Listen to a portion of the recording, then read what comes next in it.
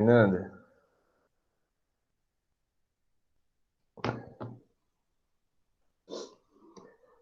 Galera, vamos lá? Já deu a tolerância? Pô, só 26 pessoas, o que aconteceu? Tá frio, a galera mata aula em casa? Não tá frio, tá nevando, é diferente. Exatamente, tá muito frio. Tá frio, vocês estão em casa e tem gente que fala, vai para, não vou, hoje tá frio. Claro, Polly. Você não pode pressionar as pessoas desse jeito, Plácia, entendeu? Eu não estou pressionando. Estou constatando. Uma cesta tinha 60, outra tinha 60, 50 e pouco, essa tem 28. 8 horas da manhã.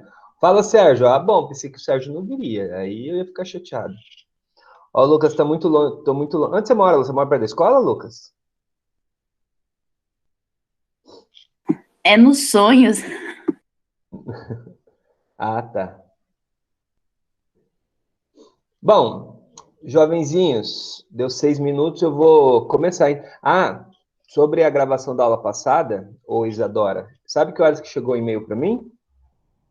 Vou até olhar aqui que eu printei para Eu? mandar. Foi disso. Foi com você que eu falei, não foi, Isadora? Foi, né? Não, da aula passada não. E não chegou a gravação? Foi comigo, professor. Ah, foi com a Axa? Foi. Ah, tá. Ó, você vê, chegou 22 horas e 13 minutos. Ó, até mandei o print para Edilson. Que louco, né? O que é isso? É Eita, porque mas assim, boa pergunta, tem que perguntar para o Google. É que quando a gente grava a aula, essa aula chega por e-mail para a gente, entendeu? Chega um link por e-mail. Aí a gente tem que fazer o download para a escola botar lá na plataforma de vocês lá. E a de vocês não chegou. Chegou 10 horas da noite só. E aí me perguntaram, eu falei, olha, não tem como postar se eu não tiver o link para postar, né? Fica meio complicado aí. E ainda chegou, ainda gravou 20 minutos, 22 minutos só. Enfim, coisas da tecnologia. Bugou só na aula do Plácia, por que será? Pois é.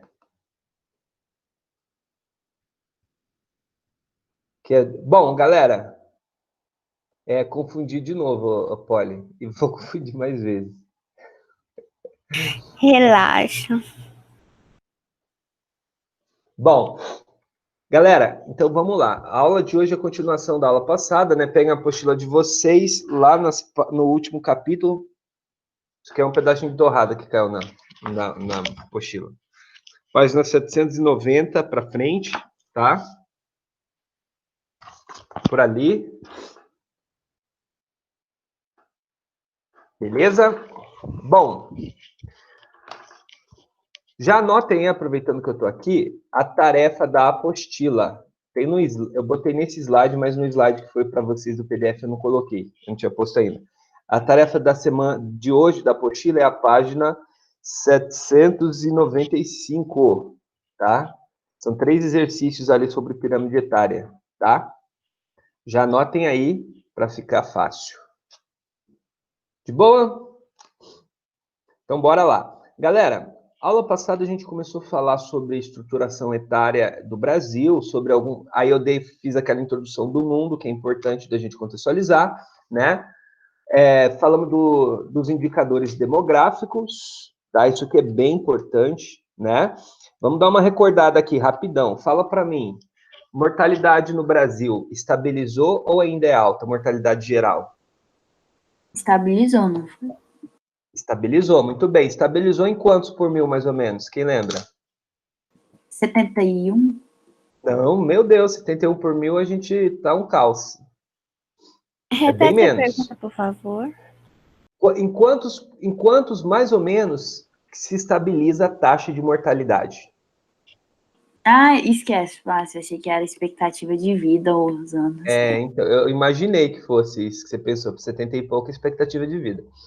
Taxa de mortalidade, ela se estabiliza lá por volta de 6 por mil, entendeu? Então, quando está morrendo 6 por 1.000, significa que dificilmente em um país a mortalidade caia mais que isso. Ou seja, cada 1.000 pessoas, 6 estão morrendo por ano, né? Isso é baixo. O Brasil está nessa faixa. O Brasil é 6, alguma coisa. Lembra que me questionaram sobre a influência do Covid na mortalidade geral? Que eu falei que ia... Isso, daí eu falei que ia ser baixa, né? Mas eu não dei um número para vocês, né? Porque eu não tinha calculado. Aí eu calculei, e se considerar aquele número que eu usei, 60 mil mortes, se bem que já passou de 60, tá? Mas enfim, se considerar 60 mil mortes, o acréscimo à mortalidade geral é 0,2 por 1.000, tá? Não. Ou seja, Creio.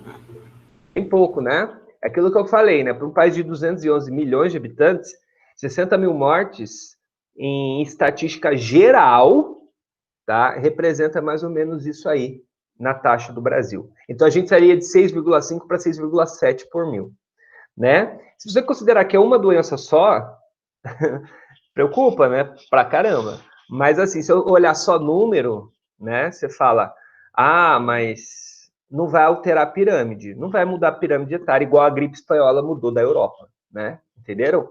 Então é importante a gente... Por quê? Porque esses assuntos podem cair numa prova para vocês, entendeu? Umas perguntas capciosas, que ele joga lá o drama da Covid e ele apresenta que é uma doença que mata muito mais que em números totais mata muito, e aí ele pode cobrar que você interprete esse monte de morte dentro da estrutura demográfica.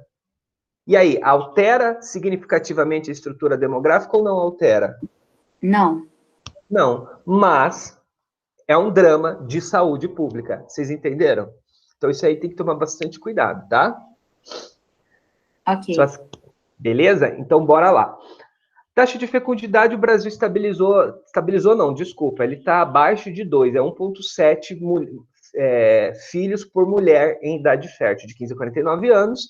Natalidade, tá? A gente tem um índice de natalidade que é maior do que o de mortalidade, tá? A gente tem uma natalidade próxima a 10 por 1.000, tá?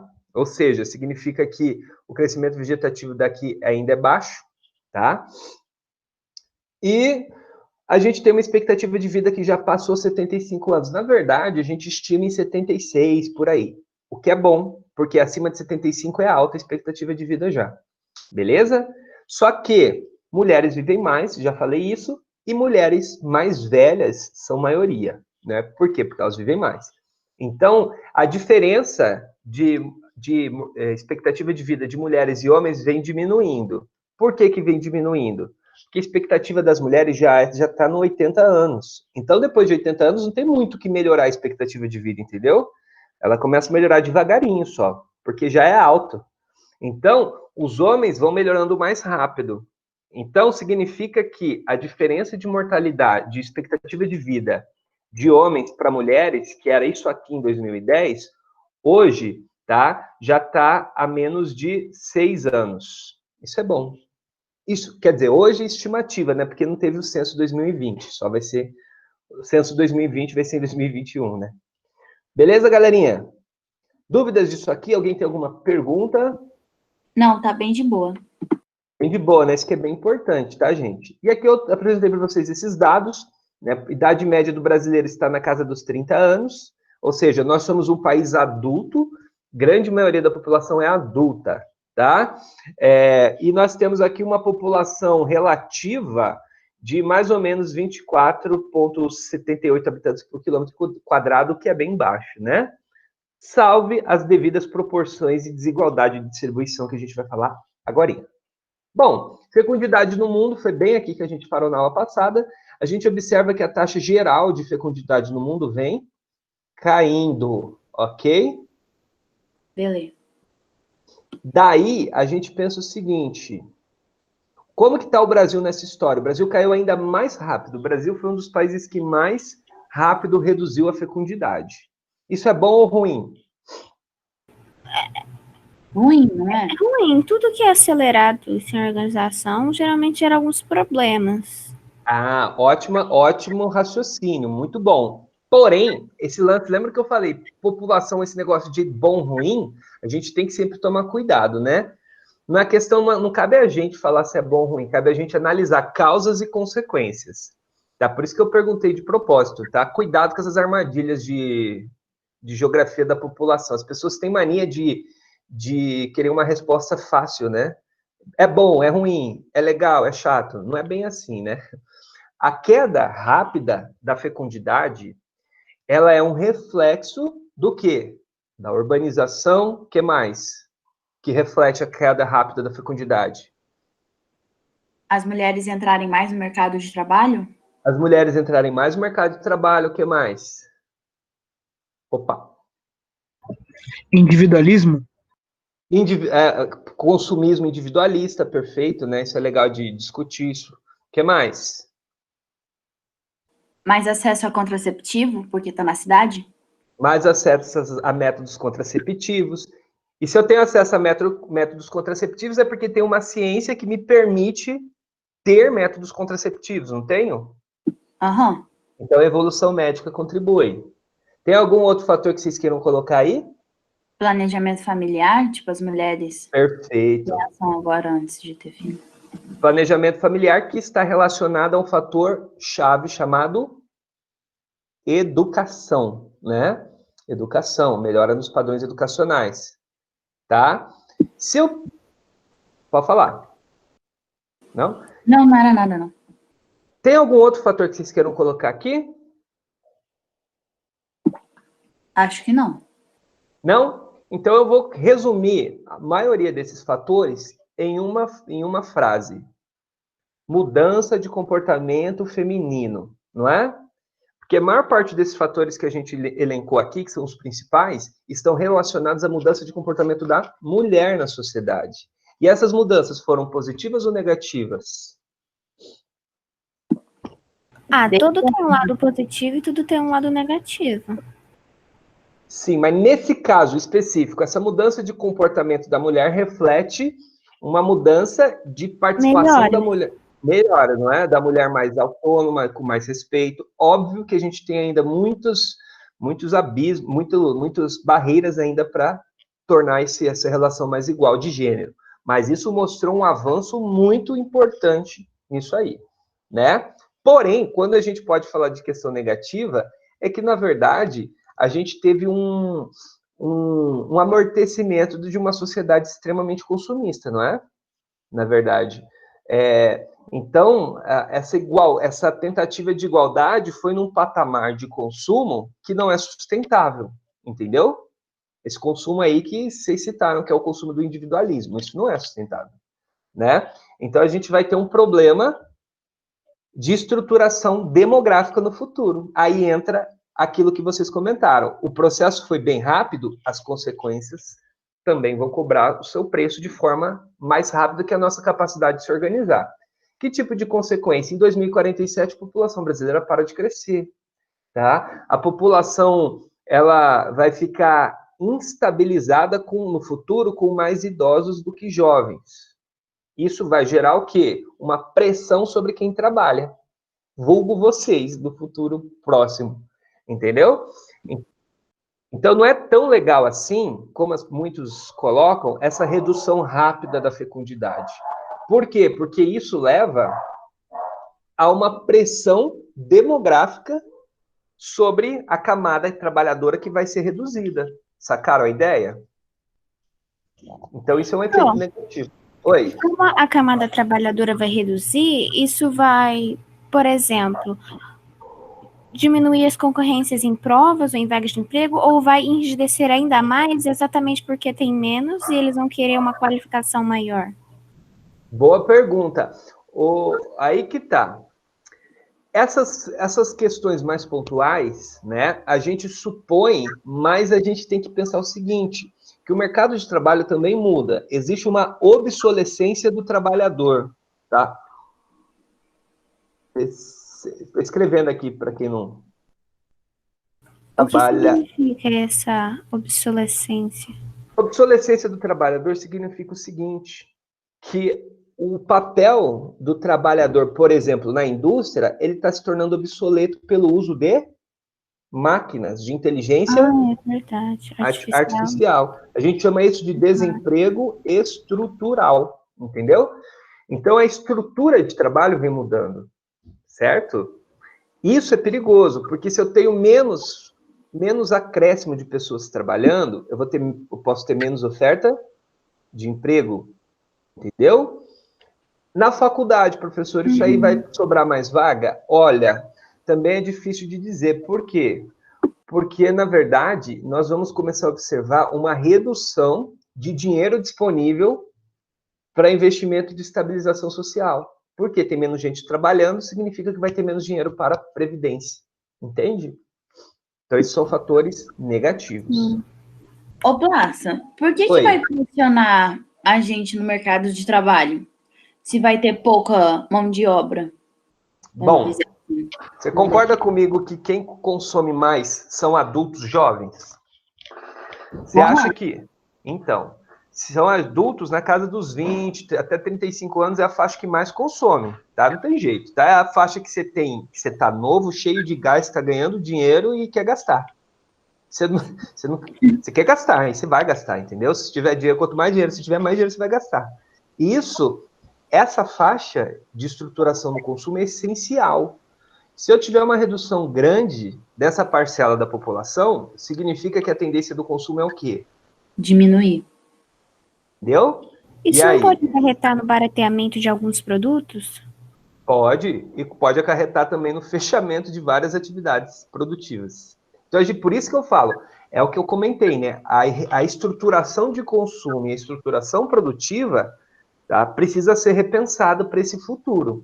E aí a gente vê a crise, países que estão num passo à frente nosso na demografia, como países europeus, Estados Unidos e Japão, vem pagando esse preço de aumento da pobreza, diminuição de trabalhos, determinados tipos de trabalho.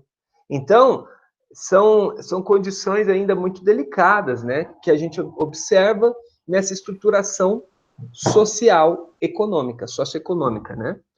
Por exemplo, na Europa vem uma guerra aí de um grupo que quer fazer igual está acontecendo no Brasil, de diminuir gastos públicos, só que a população europeia não aceita, então a galera vai para a rua e quebra tudo, entendeu? Então a gente tem uma tensão social que aumenta a xenofobia, né? Aumenta, enfim, tem um monte de efeitos colaterais que a gente pode observar, beleza? Mas isso aí mais para frente a gente discute, tá? Senão a gente vai se perder aqui. Beleza? Beleza. Perguntas?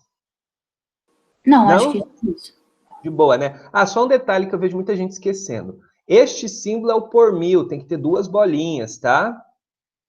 Quando tem uma bolinha aqui depois da barrinha, é por 100. 2 é por 1000.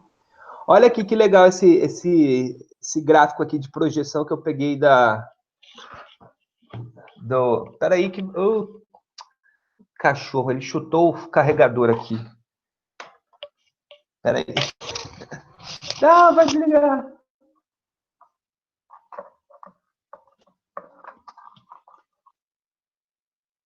Pronto. Sai daí de perto. Seu bostinho. 1 minuto de desespero. Ia desligar, quase desligou. Bom, voltando aqui. Galera, então, olha que interessante essa projeção, tá? A gente observa aqui, ó, uma taxa de mortalidade que caiu rapidamente, isso é maravilhoso, tá? Mortalidade caindo rápido é sempre bom, não existe uma condição que você fale que não é bom a mortalidade reduzir, tá? Importante, tá? Esse indicador não tem polêmica, tem que cair, acabou, né? Quanto mais cair, melhor qualidade de vida. Aí, quando chega nesse patamar aqui, aquilo que eu falei, tem mais idoso na população, e o que idoso faz? Entendeu? Morre, né? Então, com o aumento do número de idosos, a mortalidade tende a subir. Olha que interessante esse gráfico, tá? A taxa bruta, de mortalidade, tá? Ó, chegando para cá, ela tende a dar uma estabilizadinha, beleza? Aqui nesse ponto, a gente, em 47, acredita-se que zere o crescimento da população brasileira, tá? Professor, mas isso é certeza? Claro que não, né, pô? Depende se vocês vão ter mais filhos, se eu vou ter mais filho, tudo depende do nosso comportamento. Mas a tendência, se continuar do jeito que está, é que em 2047 a gente tenha uma estabilização. Beleza? Bom, e aí a gente chega no gráfico de transição demográfica. Olha que interessante. Vocês lembram disso aqui do ano passado? Quem lembra? Sim. Sim, né? Vamos lá recordar rapidão. A gente tem 4 fases, eu coloquei aqui, ó, um resuminho das 4 fases aqui. A primeira fase é quando os 2 indicadores estão altos. Muita gente nascendo e muita gente morrendo, como que é o crescimento? Baixo. Baixo, né? Nasce muito, morre muito, população estabilizou. Isso aqui o Brasil estava por aqui até 1940, 50, por ali, 40 e 50. Ali de 40 e 50, o que começa a acontecer com a mortalidade no Brasil, ó? Cai. Cai rápido, ainda bem, né? Olha aqui, ó. Taxa de mortalidade no Brasil em 40, 20,9 por mil. Em 60, 9,8. Olha que coisa interessante. Caiu mais da metade, uma queda aí de 50%, né? Tá? E a natalidade, como que estava na fase 2?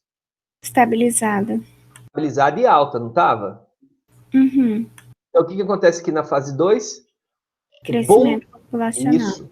A explosão demográfica, ou boom demográfico, tá? A população cresce rápido. Então, aqui vai ser dos anos 60, mais ou menos, até os anos 90, 2000, beleza? A população explode em crescimento. Tranquilo? Dúvidas por enquanto?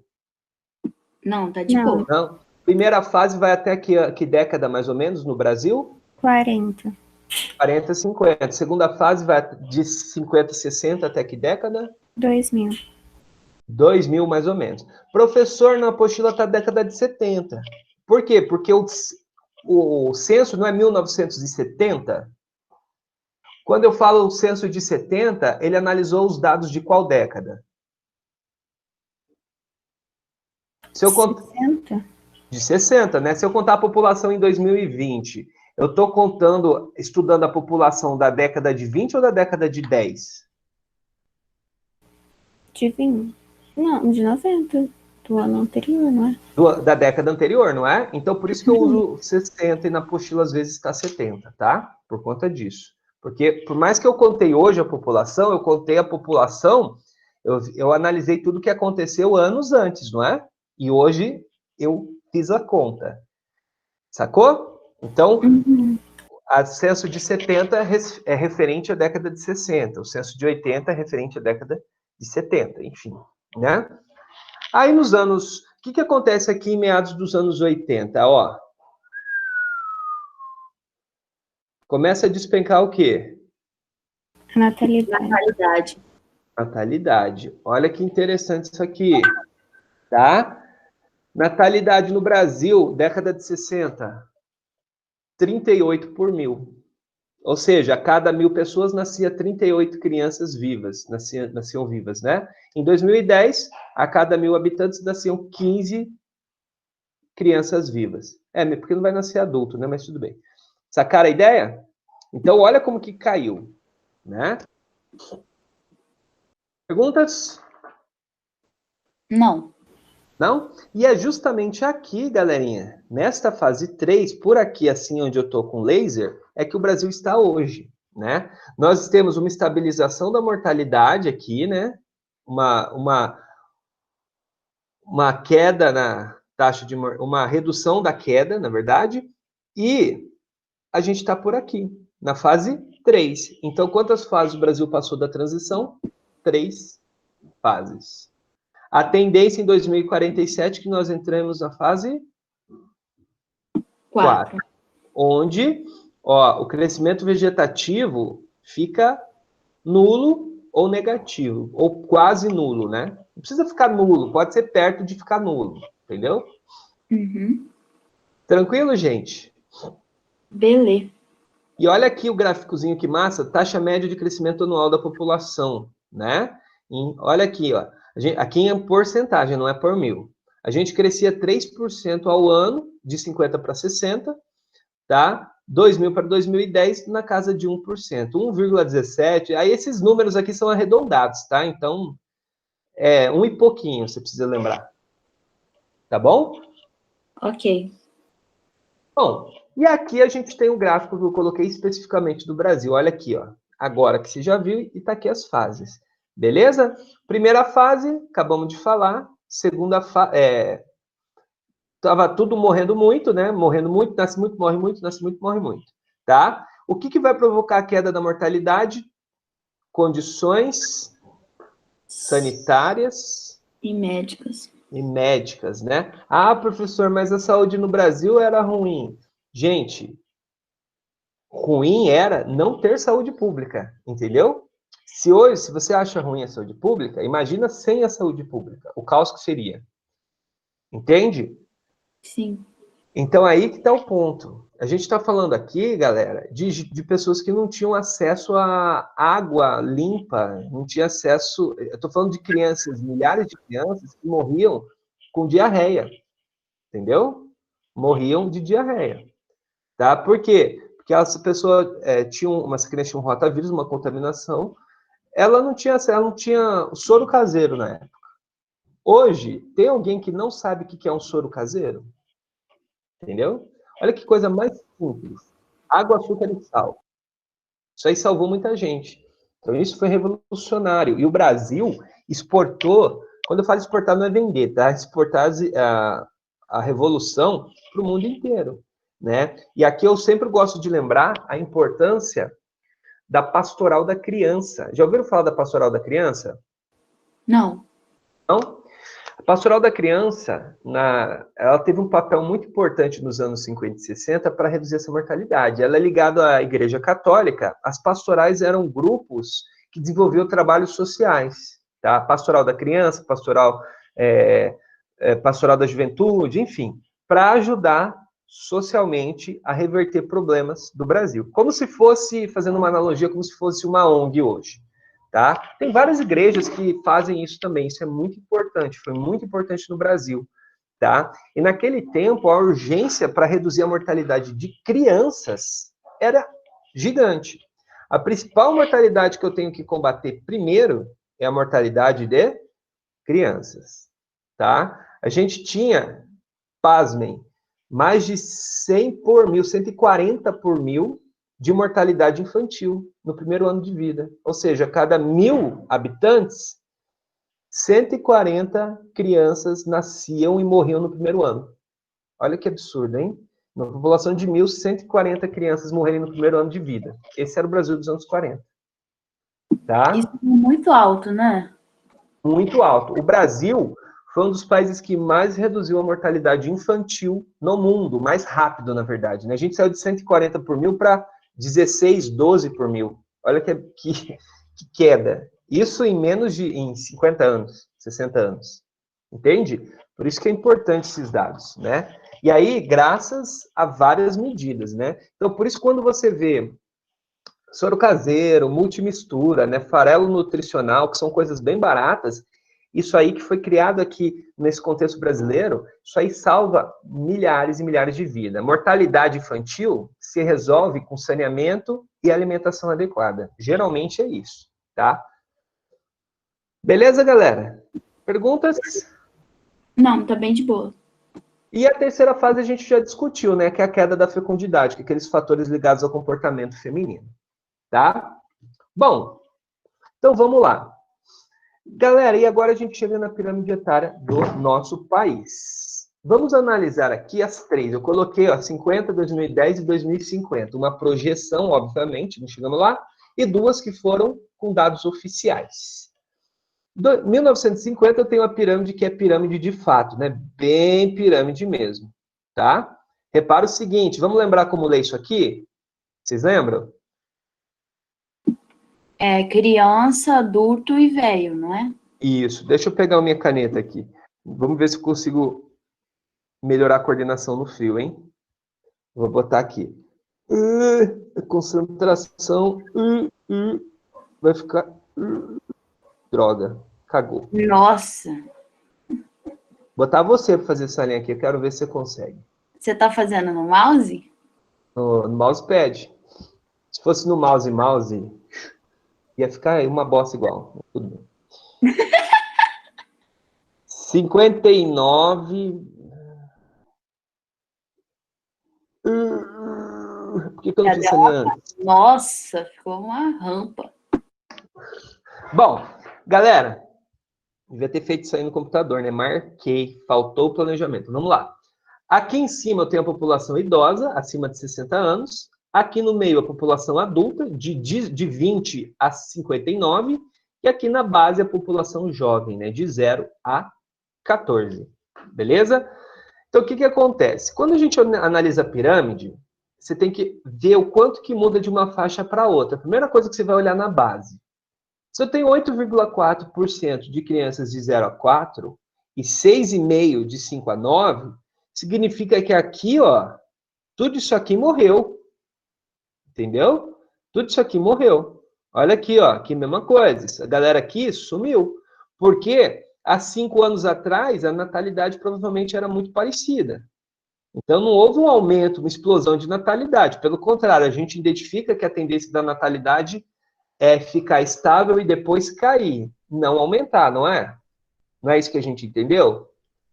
Então, se eu observo essa primeira faixa maior, significa que essa galera aqui morreu.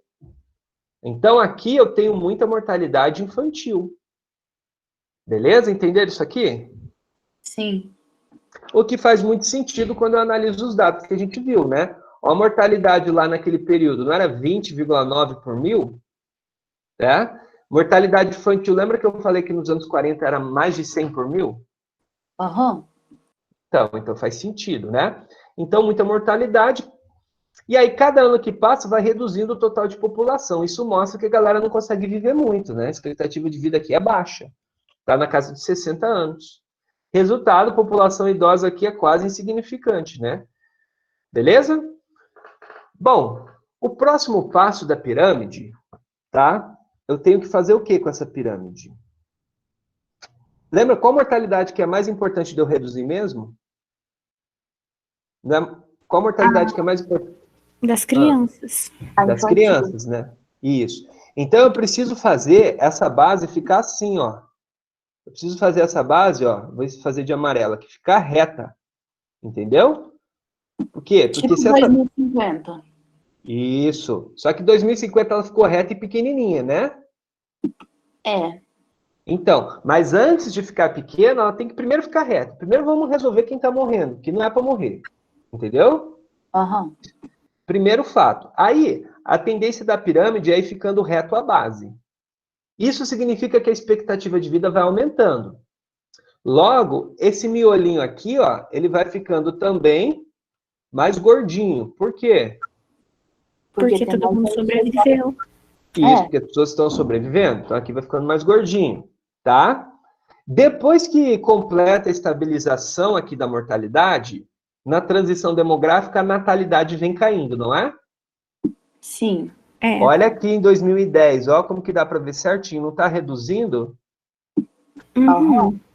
Então, ó, olha que interessante, população de 0 a 4 é 3,9, a população de 5 a 9 é 4,2. Clara redução da natalidade.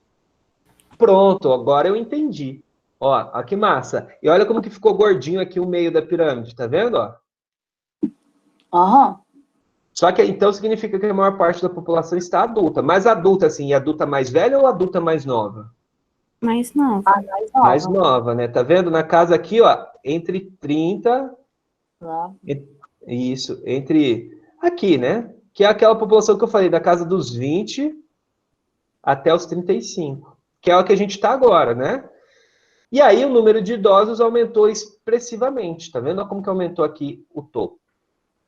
Beleza? Beleza. Projeção para 2050, como a gente viu, é que continue a redução da base, né? A gente viu isso lá nos indicadores de projeção. Continua a redução da base até 2047, que eu citei para vocês. E olha onde vai ficar mais gordinho, ó. A galera adulta mais velha e idosa, tá vendo? Acima de 40 anos. 50. Isso. Então, a gente saiu de uma pirâmide para uma pirâmide coxinha, para uma pirâmide sorvete, né? Nossa, verdade. Ou parece um barco também, né? Tá vendo? Não, Se tiver sorvete tá imaginação. melhor. Sorvete tá melhor, né? Então a gente tinha uma pirâmide coxinha 2010, é nós hoje, e pirâmide sorvete 2050. Beleza, galerinha? Ô, Plácia, já tem algum país que tá na pirâmide de sorvete? E na Europa, Japão, alguns países da Europa Ocidental e Canadá. Entendi, valeu. Sacou? Galerinha, e para a gente terminar a aula de hoje, eu trouxe aqui para vocês alguns dados, só que não tem muito o que perder tempo explicando, é analisar. Você tem que olhar os dados, né? Não tem muito segredo. Que é a concentração e a distribuição da nossa população. Onde que está concentrada a população brasileira? Ó, Litoral. no litoral, né? Até ser uns 150 quilômetros do mar, né? Com E no destaque, interior, óbvio. nas capitais. Isso, e nas capitais, né? Exatamente. Manaus, né? Belém, Macapá, Cuiabá, Campo Grande, né? E aqui, ó, Distrito Federal, Goiás. Isso, tá? Aqui é Palmas. Então, a gente observa uma concentração também maior na região sudeste. Olha aqui os dados. 42% do total da população brasileira está no sudeste, tá? E aqui, ó, a nossa região é a última, né? Tem 7,7% da população. Tá? A gente pode até pro norte? Perde por norte, porque Manaus é grande, tá, gente? Ó, o norte é gigante o norte, são 7 estados, né? Nós somos 3 do Distrito Federal, né? E o Distrito Federal é novo. E a gente tem esse valor graças a Brasília, né? Que é uma população alta, né? Então, olha aqui, o Nordeste, as pessoas acham que o Sul tem mais gente que o Nordeste, é uma visão errada, né? O Nordeste tem 27% da população. Perguntas? Não. Então, enquanto eu finalizo o raciocínio, vão colocando na chamada, por favor. Beleza? E aí, presta atenção agora que nisso a gente já até estudou, quando a gente falou de comércio e serviços. Estão lembrados de PEA, PEI e PIA? Vocês estão lembrados disso? Mais ou menos. Mais ou menos? Vamos lá. Ó. O que eu chamo de bônus demográfico? Presta atenção nesse termo que ele é bem legal. Momento onde há mais adultos na população total. Ou seja, onde a PEA, a população economicamente ativa, entre 15 e 65 anos é maior. Tá? Nesse estágio, tudo correr bem, os gastos públicos... Aí que está o problema, né? Se tudo correr bem, já vem 2020 e dá um tapa na cara, mas tudo bem. Os gastos públicos com seguridade social são menores porque a maior parte da população está ou deveria estar trabalhando, produzindo riquezas e pagando imposto, gerando uma oportunidade ótima de crescimento para o país. Tá vendo aqui, ó? Em 2000, vamos pegar aqui 2010, 67,6% da população estava entre 15 e 64 anos. Agora, em 2020, é cerca de 70%. Ou seja, 70% da população brasileira está, entre aspas, apta a gerar renda e não a usar renda gerada pelos outros. Qual que é o problema? Que no futuro, essa população vai diminuir e vai ter muito mais gente precisando de seguridade social. Então, por isso que agora era o momento da gente gerar caixa. E não está acontecendo, por isso que preocupa a situação do Brasil no futuro. Peraí, Plácio, não entendi, não. Vamos lá. O bônus demográfico é quando tem mais adulto na população. Entendeu? Que é o caso que a gente está vivendo agora.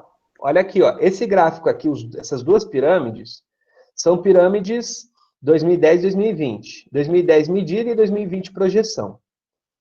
Então, significa o seguinte. Você, Glória, você está aqui, ó. Você está nessa parte aqui azul. Você é improdutiva. Você não é ativa. Você é inativa. Sua função agora é estudar. Entendeu? Para quando você estiver lá na casa dos seus 20 anos, você começar a gerar renda. Você vai estar aqui. Sacou? Enquanto vocês estão na inatividade, alguém tem que arcar com o custo de vocês viverem. Quem que faz isso? Seus pais e o Estado brasileiro, tá? Se seus pais não têm muita condição de pagar coisas privadas, né, o Estado tem a responsabilidade de garantir o seu bem-estar e educação, saúde, lazer, tem que auxiliar nisso, entendeu? Só que vocês têm que entender uma coisa, vocês são minoria, vocês não são a maioria, vocês são a minoria, tá? Vocês entendem isso? Tem que ter clareza. Então, significa que a maioria depende de quem para se manter? Do Estado. Isso. Então, da onde vem o dinheiro do Estado? Vem do imposto desses 70% aqui, ó. Entendeu? Uhum. Então, quanto maior for essa porcentagem, é mais receita para o Estado arcar com vocês e com os idosos. Entendeu? Essa situação é positiva, é um bônus demográfico, porque tem mais gente na população em idade de trabalhar do que em idade de não trabalhar. Sacou? Ah, beleza. É tipo 70 para arcar com 29. Isso, exatamente. Qual a projeção para 2050? Serão 64% para arcar com 36%. Entendeu? É tipo metade. Exato. Então, por isso que agora deveria ser um momento ideal para a gente ter baixa taxa de desemprego, para a gente ter alto crescimento de geração de produção de imposto, né? Ou seja, para arrecadar imposto tem que movimentar a economia. Por isso que compensa muitas vezes para o Estado. Isso. Por isso que muitas vezes para o Estado, numa crise, as pessoas pensam na lógica, tem que pensar o Estado na lógica inversa. Não é igual uma empresa. Na crise a empresa tem que cortar gasto, certo? Uhum. O Estado não, na crise o Estado tem que gastar mesmo. Ele tem que fazer esses 70% se movimentar. Então, quanto mais dinheiro o Estado bota aqui, ele arrecada de volta como? Com o imposto. Entendeu? Ele então, não por pode exemplo, parar, ele tem que continuar mais ainda. Isso, essa lógica de cortar gasto em crise não existe para o Estado. O Estado tem que gastar mais na crise, entendeu? Por quê? Porque o Estado pega isso de volta em imposto. E Fora pega que isso ele de volta...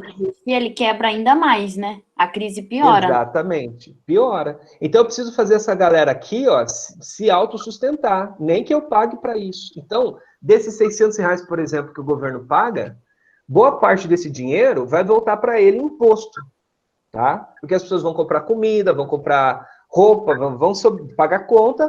E o que tem dentro desses produtos e dessas compras, dessas contas? Imposto. Então, volta. Isso, exato. E ao mesmo tempo que as pessoas estão comprando isso, elas estão se alimentando e estão se mantendo. Ou seja, o governo vai gastar com seguridade social, mas vai arrecadar em bem-estar. Entendeu? Uhum. Isso aí que muita gente ainda tem dificuldade de entender. Tá? A lógica do Estado não é a lógica de uma empresa privada. A lógica do Estado é uma lógica que às vezes tem que ser oposta da empresa privada. Sacaram? Uhum. Então, galera, é isso aí. Por hoje é só. Nosso tempo aí já foi pau. Tá? Se cuidem e até a próxima aula. Tchau, tá? classe. Tchau, tchau, Bom final gente. de semana, professor. Vocês também. Bom final de semana até segunda. Tchau, Descansem. classe. Toma banho antes da sua mulher chegar. E Vou limpa. pensar. Professor, bom final de Aproveita que tá semana. cedo, hein? Tá, tchau. À tarde é mais quentinho. Classe de madrugada.